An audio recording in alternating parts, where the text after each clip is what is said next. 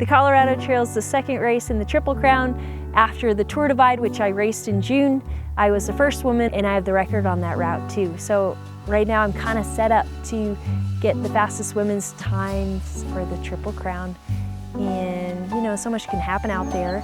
It's not a guarantee, but I'm excited to give it my all.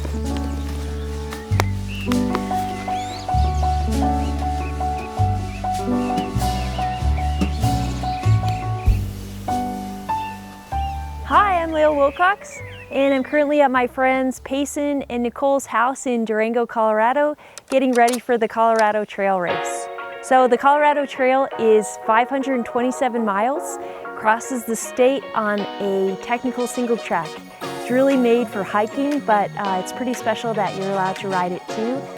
So I'm super excited to get out there. I've been in Colorado for about 3 weeks trying to get used to altitude, spending time with my wife Rue, and just really enjoying the beauty of the route. It's exceptional.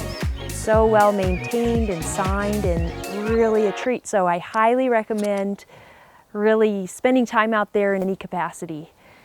Loading up a bike and pushing it on this route is really hard, but it's super rewarding too. It's really beautiful out there, just very, very challenging. The route goes above 13,000 feet, that's 4,000 meters, and it generally stays at about 10,000 feet, 3,000 meters. So weather can come in really fast.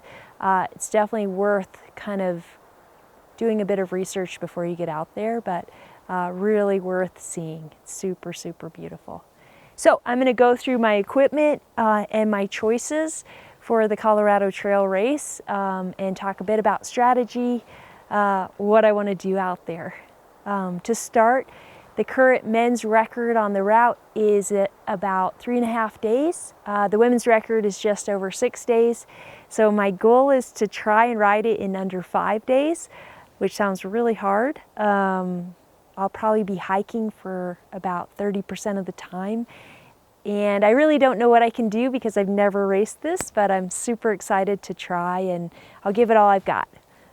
With that 5 days, sleep is minimal, but you can't cut it out entirely.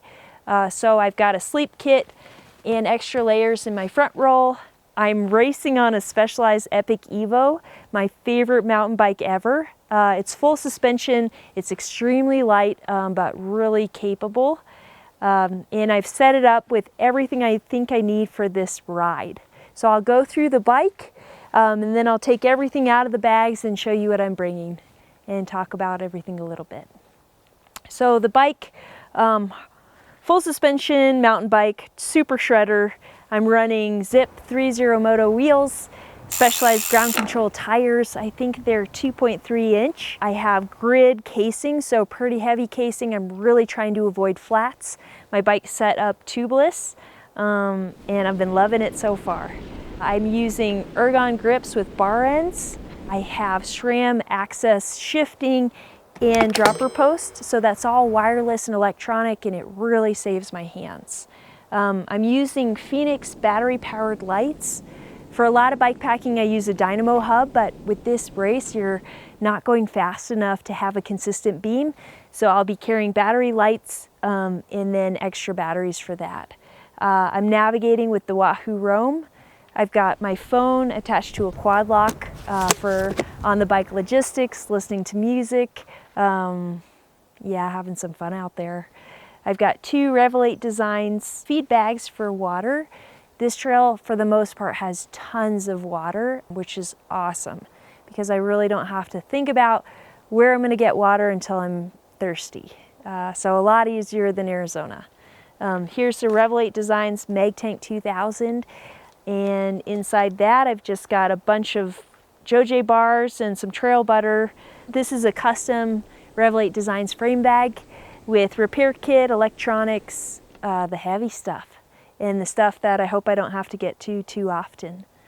I'm using the Ergon SR saddle. It's a road saddle, but I ride it on every bike and I love it. I'm pumped to have a RockShox Reverb dropper post so I can put the seat down when I'm descending and try to have some fun out there. Other things about the bike, I've got the SRAM transmission.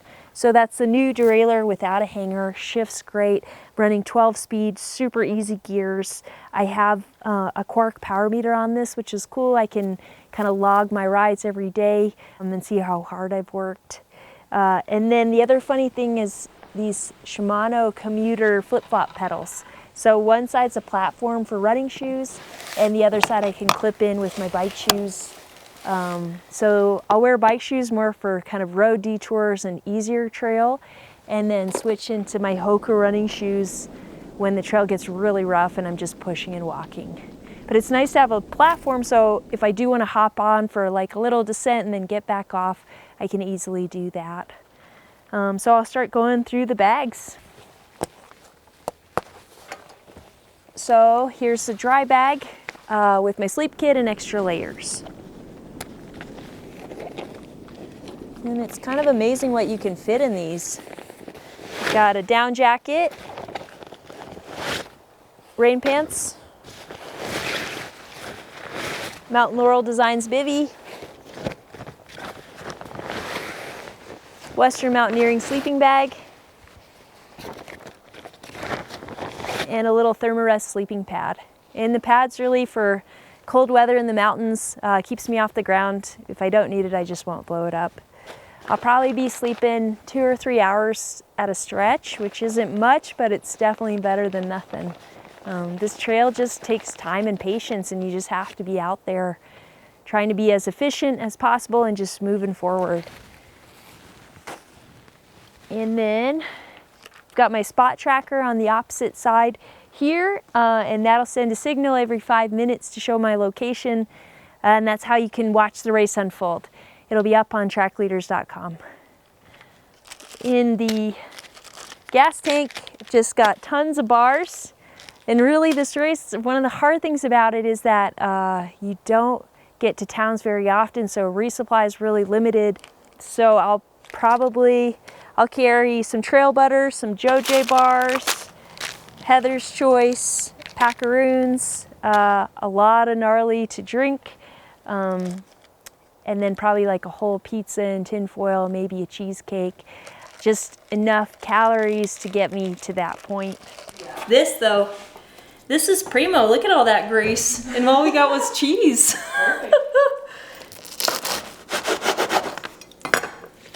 In the frame bag, got little Osprey packs with electronics and some health things. So this is my backup Wahoo Roam, phone charger, and a Wahoo charger. I'm keeping it pretty simple with electronics. In this bag I've got kind of my toiletries and I guess pharmacy really. I've got some caffeine pills, ibuprofen. These are NAC supplements which are supposed to help with respiration. I have pretty bad asthma, so my nutritionist Wilfredo recommended those. I've got albuterol inhaler. This is actually a new steroid inhaler that I take daily. Hopefully it'll keep me breathing out there.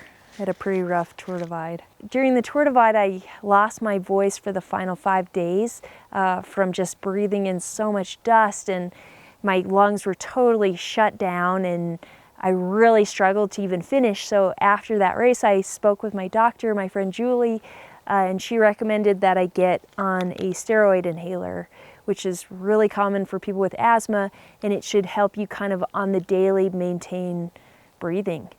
So this is now kind of my primary inhaler, and then the albuterol inhaler is for as a rescue inhaler in case I really start having problems.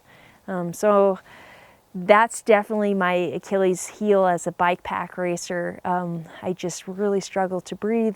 The Colorado Trail race presents a lot of challenge in that respect because it's such high elevation, it's so dry, it can be very dusty and windy. Wildfires are fairly common, so I'm just really hoping to breathe. I also have, not with me right here, but I've got like a construction mask, and if it looks like we're gonna be riding through smoke, then I'll be wearing that to try to filter the air. Yep, so hoping I can breathe out there. But that's why I have now 2 inhalers, and I hope that helps. You know, I'll never breathe as well as most athletes, but I'm doing my best. Toothbrush and toothpaste and sunscreen. This is a, I think, 27,000 milliamp power bank. So I'll be using that to mostly charge my phone and Wahoos and AirPods. I have, this one is really heavy. This is a power brick to charge the power bank. And then I've got 4 spare batteries for the Phoenix lights, which they look big, but they're really pretty light. This is a new light for me, so I'm hoping it really works out well. And then I also have 4 spare SRAM batteries, which should probably get me through the whole race, which is pretty cool. They're tiny. I don't have to worry about charging. I do have the charger just in case, and a little micro USB, but hope I don't have to use it. This is a bigger cable to charge the power bank, and then lithium AA batteries for my headlamp. So I'm running the Black Diamond Icon, I think 7000 headlamp, and that's just really as like a backup in case these lights don't work out. I can usually find AA batteries. Light is so important out there. And then it's great to have lights on the bike, but also, you know, if you have a mechanical or you need to find your snacks or whatever, it's really good to have one on your head as well. Got a pump. In here is my repair kit. So patch kit with another valve core. I've got thread, I've got patches. Here is also a little muck off valve that has a valve core remover on it. I love that thing. Got a couple extra watch batteries that I can use for my shifters or my power meter. This is a little wolf tooth chain tool that has spare quick links. Dumontech chain lube. Little, what are these called? Tire plugs, in case I get a little puncture. I found these really cool, what is it called? Yeah, they're bent already. You usually, for sidewall cuts, you need a curved needle and thread. And then these ones, I usually like bend it with pliers, but these ones are already curved. But I've got a few because I'm a little worried they're like extra thick and I might not be able to stab it through the tire. So, God, I hope I don't have to use them, but I'm just bringing them. Zip tie. Some extra Velcro for my helmet just in case that comes off in the rain, which has happened before. Some sealant. Little pair of Leatherman pliers. Whoops. I've got CO2 cartridge and installer in case I have to try to set my bike back up tubeless. And little bicycle cafe multi-tool I got before the Tour Divide. And a tiny bit of crazy glue. And you know, a lot of this stuff is for tire repair, and a lot of that involves patience, sitting on the side of the trail, trying things and praying. You know, stitching up a sidewall, putting super glue on it, adding more sealant, inflating it, and then just spinning it around and hoping it holds. And all that stuff wastes time. So really, I hope I never have to use any of this repair stuff, but I gotta bring it. Little Topo Designs bag for storage. And then the only thing left is a really beat up old tube. So that's it. I've got a little specialized tail light on here for safety, for the road detours, and I will be carrying this Osprey Silva 20 backpack. So here are my Hokas strapped to the sides, little carabiner attached so they don't fly off. And then inside here, I've got a rain jacket, a long sleeve jersey,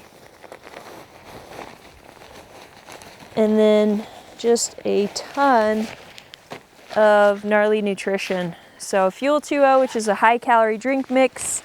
I've got some branched chain amino acids. I have some vegan protein powder, super greens.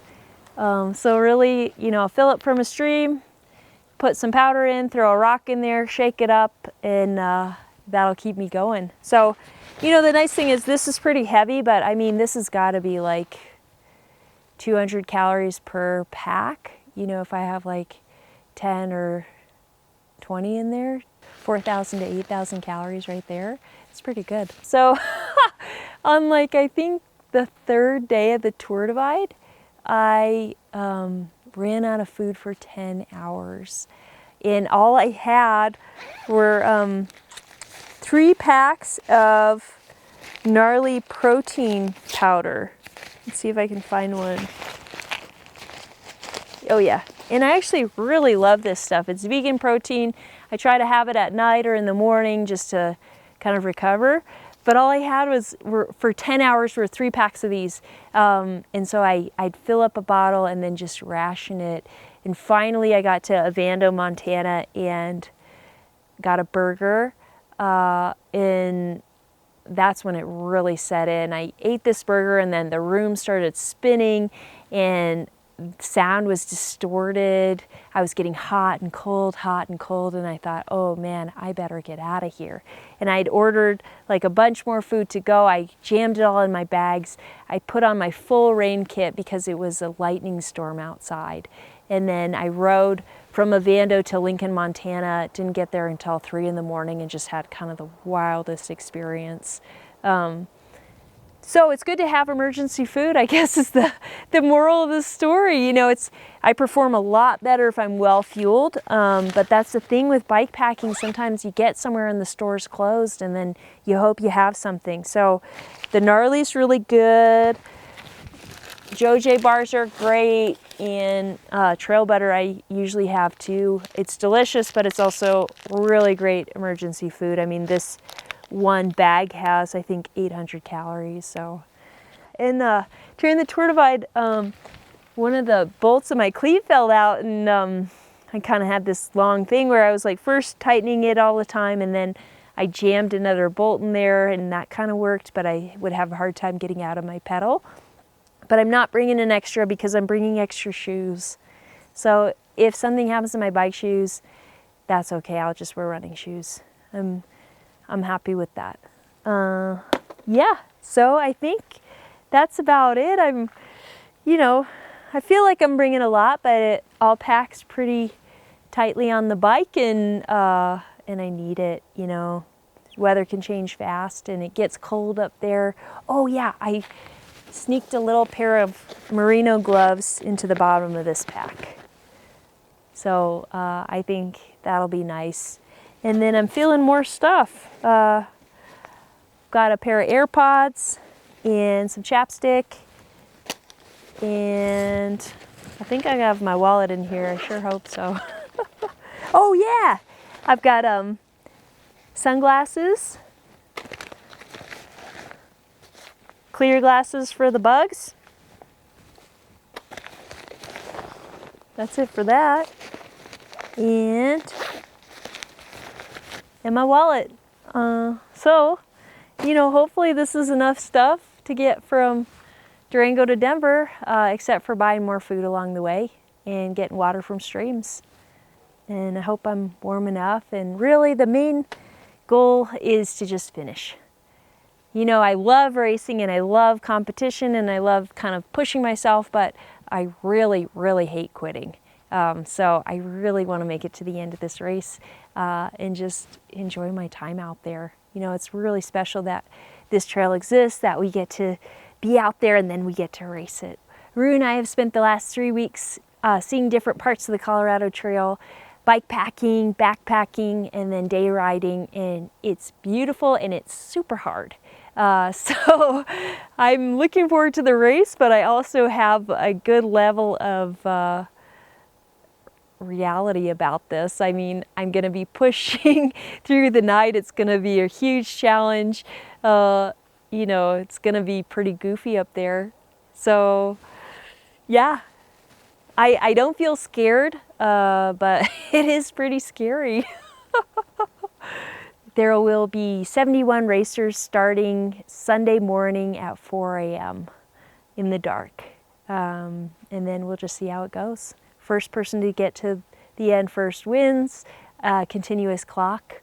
So, hopefully I'll make good choices along the way and have some fun.